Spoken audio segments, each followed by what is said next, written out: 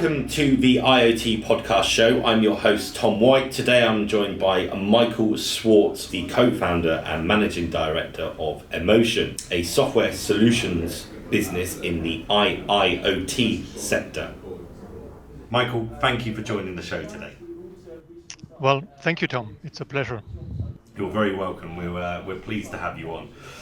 Michael, could you talk a little bit about how you got into IoT? I'm quite curious as to how this all started. Yeah, sure. When I basically did my studies back in the early 90s, that was industrial engineering at the University of Karlsruhe. Well, to be honest, the internet did not even exist back then. So obviously, it was still a long way before IoT started, but I did do a bit of programming even back then, in these antique languages, I guess, COBOL and Pascal and Modular. Don't even know if they still exist. I think they do. They do, yeah. Just about. So I have a bit of a tech background after all. But I started my career then really in consulting, strategy consulting with Booz Allen Hamilton, working out of Munich and Chicago. So I mostly did, strategy work, restructurings, transformation programs, not a whole lot of IT at all. But then I moved over to Cisco that was 2006, where obviously Cisco basically connecting the whole world. My role at Cisco was to help Cisco in working and transforming their most important customers, in my case, the automotive customers in Europe. So I was dealing with topics such as the connected car, which is now the autonomous vehicle, I guess. And then also what Cisco labeled connected manufacturing, which is now, I guess, Industry 4.0. Yeah. So in that sense, early on when I started at Cisco, I obviously had to deal with IoT, even though the term of IoT did not really exist back then. But then obviously later on in my final years at Cisco, it was all about IoT, or Cisco even labeled it IoE, Internet of Everything. Yeah. So that's when it all started. Yeah. Yeah, I mean it's interesting because a lot of people have been involved in IoT before we called it IoT, before we called it machine to machine, because clearly this is from various standards, and it's so nice to see that different people have come into this world from various backgrounds. Myself, I came into this from the set-top box industry, so I spent a lot of time working with PVRs and that whole hardware element of what was then linear broadcasting and pay TV, right? So I'm always curious as to how people have got into this space. Michael, obviously, you mentioned you worked at Cisco. We've got a lot of founders on the podcast, a lot of people that have started companies working in scale-up environments. What was your main motivation behind founding your business? Why did you decide to go out and do something and carve your own path? Yeah, it was a great time I had at Cisco. I spent there more than 10 years in total. Was and probably still is a great company, great colleagues, great work. But towards the end, I kind of had this overall feeling that, where is the impact of what I'm doing every day, so to say, in real life? What comes out of all these meetings and these discussions and these initiatives, concretely at a customer or in real life. So that was the reason why I left corporate in general, and I basically decided to do something on my own, be more self-directed and entrepreneurial. So I did a bit of my own consulting for a while, then joined the startup world with, as a mentor, then also as a business angel, and then started also founding my own companies, basically, initially in smart city environment, and then lately in Industry 4.0 or with Emocean in IIoT.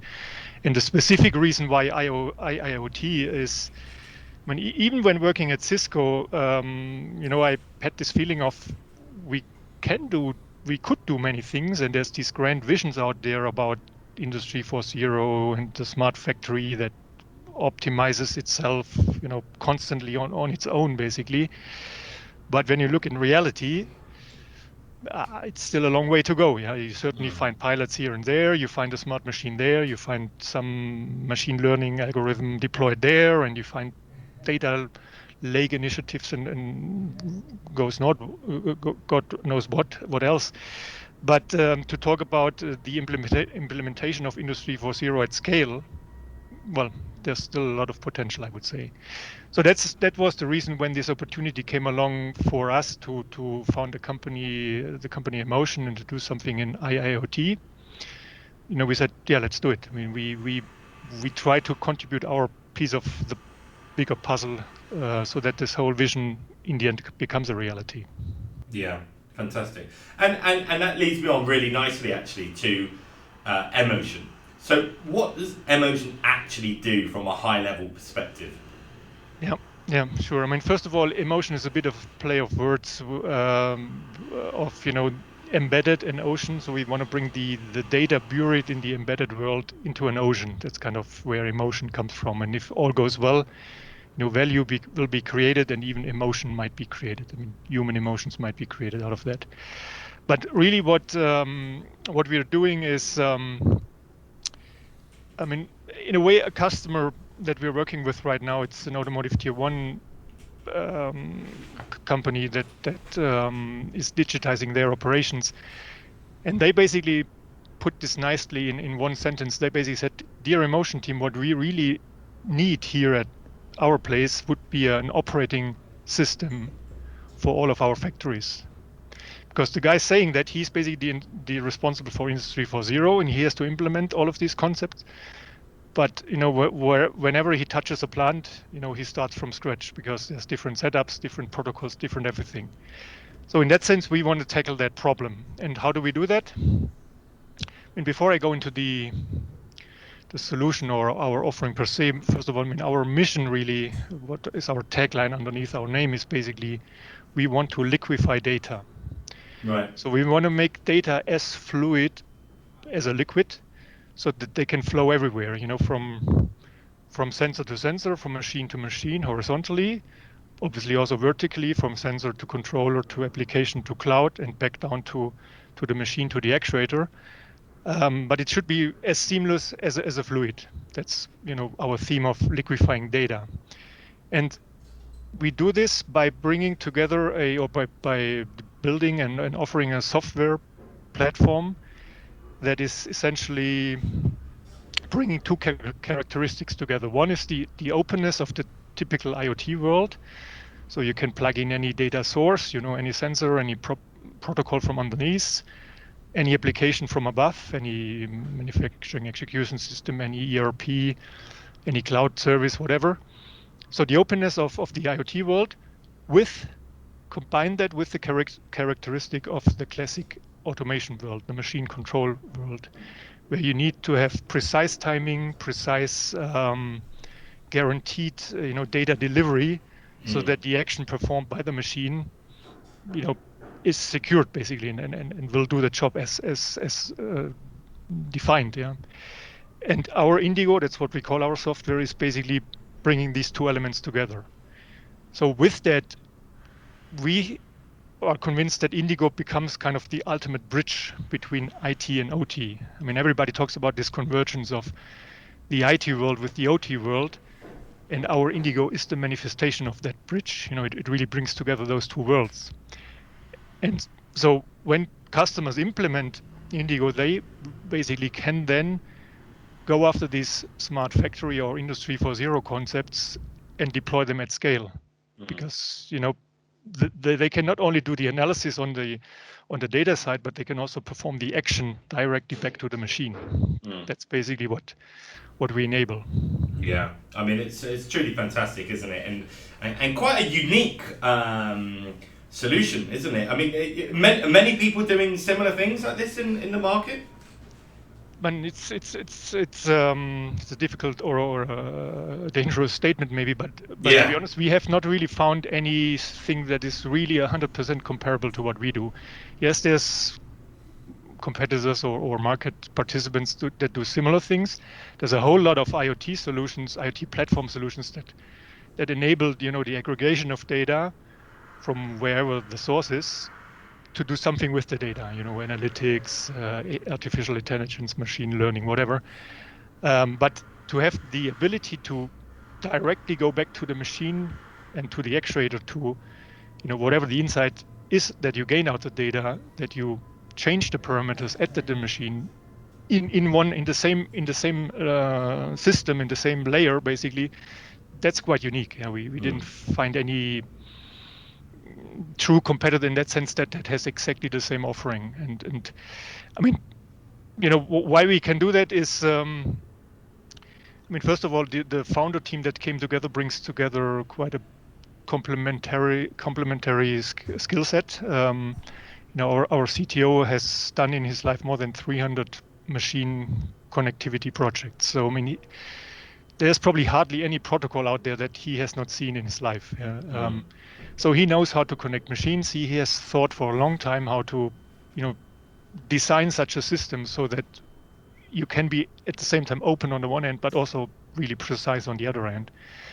And then another colleague who is also my co-founder here at Emocean is basically, he has dealt with problems on the shop floor his whole life. Yeah, basically as a consultant working in quality task forces and shop floor troubleshooting and stuff like that. So he knows the problems of the people running production lines inside out. And that's what we bring together, and that's what we are bringing into our Indigo software, and that's why we think we can be the big enabler for Industry 4.0 at scale. Yeah, fantastic. So really, there's people doing similar things, not quite the same, but it's the talent density that you have in your business, the people that you have in order to create this, the complementary skills, the fact that you have the effect that you can work together and synergy within your team. Exactly, that's one thing, and obviously, obviously we are not reinventing everything. We're using obviously what has been developed in other fronts, and we are taking that and combining that intelligently in a way. So, for example, just to make this concrete, we are relying heavily on the Ethernet stack and the newest edition with time-sensitive networking functions and PTP, so precision time protocol functionality, so that we can really ensure using IP, but still can ensure this precise and deterministic timing of the classic automation world. We are relying on Linux real-time capabilities. We don't reinvent that has been there or is now there. But our secret sauce, so to say, is to combine that intelligently and mix in our knowledge of how to handle data into our Indigo, and that's also what we are currently driving forward as a patent, because we think we're convinced that it's quite unique. So that this really comes together, and that's why we also are not afraid of, it's not rocket science on the one hand, but on the other hand, it's also not that easy to copy. You cannot do this within, putting a bunch of programmers together and have them program it in 3 months or so. That will not work. Yeah, understood. And so the platform is called Indigo, for people that aren't aware. And where are you with emocean right now? So Indigo is a fairly new platform. Where can it go in the future? Yeah. So it's fairly new. We only started last year. We basically started the company really with the emergence of COVID, which is a bit interesting itself. Yeah. So we founded the company really as a corporation, in corporation, basically in June last year. So we're not even a year old. We are now 10 people in size, mostly coders, basically engineers, but also some sales and project guys. Indigo is now available basically as a, you might call it MVP version. So an early prototype, so to say, that we can work with selected customers in proof of concept settings to prove, basically what we are promising on PowerPoint in terms of timing, cycle times, this deterministic behavior and everything. So that's what we are currently doing. We are having a pipeline of like 2 handful of customers for these POCs. And then the objective is to have the plan is to have Indigo kind of series ready in the second half of this year to go after real kind of more large scale implementations. But in order to do so, to be honest, also we need to beef up the team. So we are currently also running our fundraising campaign for our seed round to be concluded in June, July. And with this capital injected, then would bring us into the position to really go into the scaling in terms of having the software ready and going after the bigger customer installations for kind of the more serious type of business. And then obviously we have also more midterm perspective than going into, I guess, next year.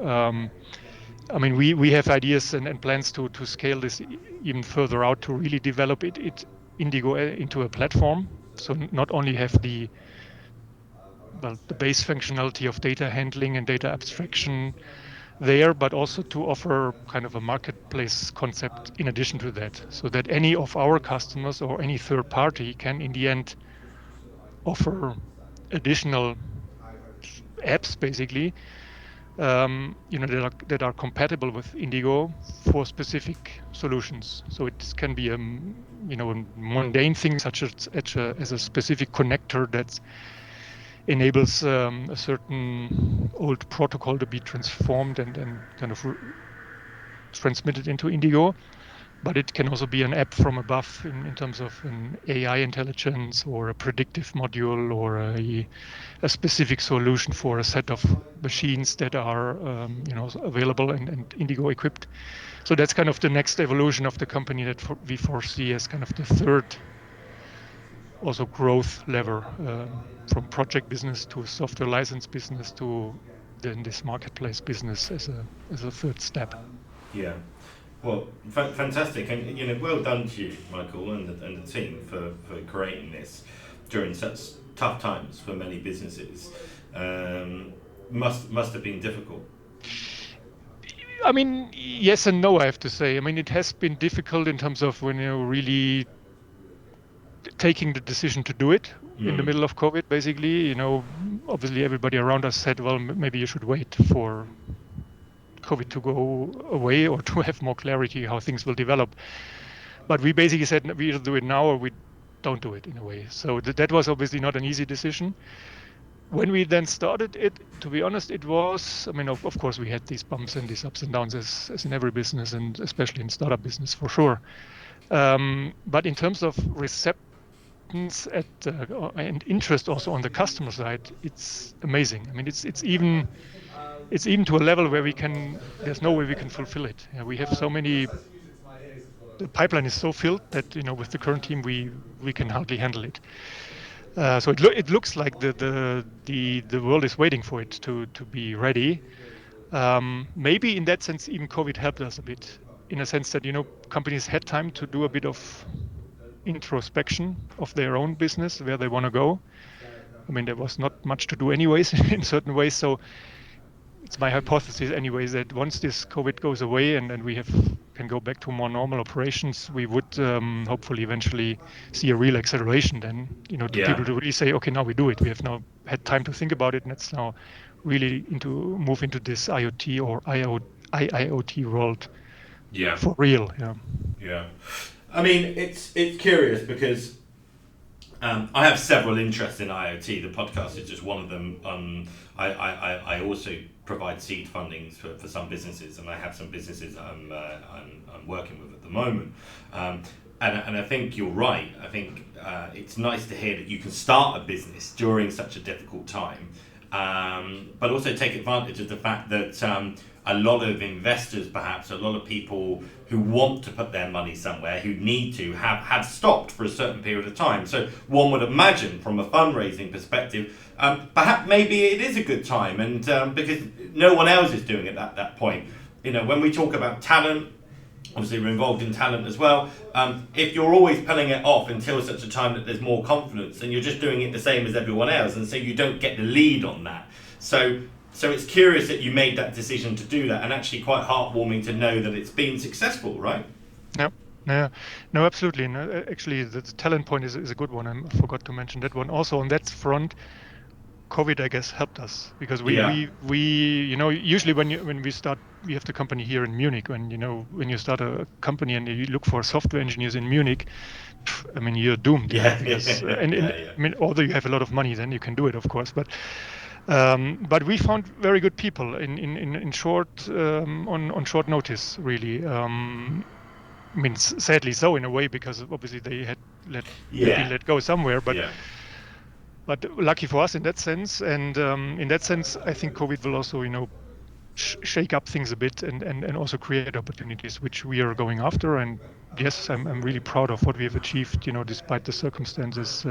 Great kudos also to the team. We pulled Yeah. together, and what we have achieved so far is amazing. I'm really proud of that. Yeah, good on you. Yeah, I mean it's great to hear, and it's great to have that success story. Michael, just going on to my next question.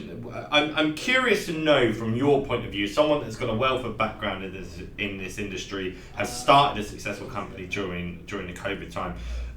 What is the biggest challenge and risk, but also the biggest opportunity for IoT now coming out of this pandemic time? Big question. Take a moment to think A big about question, yes, it. indeed. Yeah, sure. To my view on IoT or IIoT more specifically is that it's obviously a topic that goes well beyond technology. In a way, it starts with technology, but technology is in some parts even the easiest piece. Yeah. So when you look at what's happening with IoT more broadly now, obviously it's not only about connecting a thing to the internet. I mean, Internet of Things is what it says, but obviously you don't do that without a meaning. Yeah? So you want to create value out of doing that. But when you look at doing that at scale, I mean, of course, yes, there's technology questions. There's a clash of technologies in the sense that the IP world meets field buses, the cloud world meets embedded world. Yeah. That in itself obviously is tricky and creates challenges and barriers. But as I said, that's probably the easiest part. The more difficult ones are then things like usually extracting value from IoT businesses is also about changing your business model, and not only from selling your one-time hardware piece with a bit of warranty around it. You then go into this as a service models, as a company, and that transition is probably more difficult than the technology transition, from field buses to IP, because I mean you need to incentivize your sales force differently. You need to even change your accounting system, God knows what. So business model is obviously a big one, and then the probably biggest one in terms of challenges is really the mindset or also skill set that is required for doing so. I mean, things like even processes such as development processes changing from a waterfall methodology to agile. Going from incremental improvement to real disruptive innovation is really a mindset, or starts with the mindset, and that is the biggest challenge in my view in terms of established businesses transforming themselves to be able to take the benefits that are represented or presented by IoT. And then obviously there's things like security and data privacy, which we should not neglect. It's a serious one. We should take that seriously.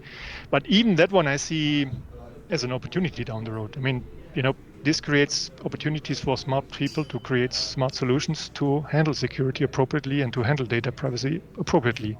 So I think we should really see it as an opportunity rather than a barrier that prevents us from going down that path. Yeah. And just in terms of the journey we are in, or the status we are in, I think when we're still at the beginning, I mean, we're probably at 20 or maybe 30% of what IIoT really means, if at all. Yeah. Yes, there has been great progress on the sensing side, and still is great progress on the sensing side. There's a lot of progress has been on the cloud side with analytics and AI and everything. in my view, the next wave and the wave we're right now into, and that's also the playing field we're into, is basically edge. I think it has to be much more has to happen on the edge side. Yeah. We have to bring down the intelligence to the place of action, basically. We're creating so many data now with these sensors everywhere. I mean, there's certainly no point in shifting everything up into the cloud. So there needs to be some pre-processing and certain intelligence on the ground in the edge to process and to create action there. Obviously, with an interplay with the cloud. I mean, for sure, it will be a hybrid world. But that's basically where I think this whole thing will be going. And with emotion, I think we're well positioned to push that forward and also to take benefit out of that. Yeah, it's probably worth having a look at the EdgeX podcast that we did recently with the Autonomy Institute when we're talking about Edge. There's a lot of development with Edge, and I agree with you. But some really fascinating and curious insights there. You mentioned obviously data privacy and security. That's something we've spoken a lot about on the podcast show, and after all, if it's not secure, it's not smart, right?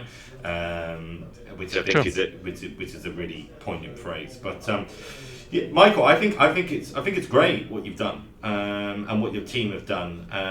So what's the next steps? Obviously, you're talking about funding and going into growing the business. Where do we expect to see you in 2 years' time? 2 years' time, okay, man. I mean, if our plan, if we can fulfill them at least to a certain extent, we should be not only 10 people, but around in 2 years' time, probably 200 people. Wow. We have,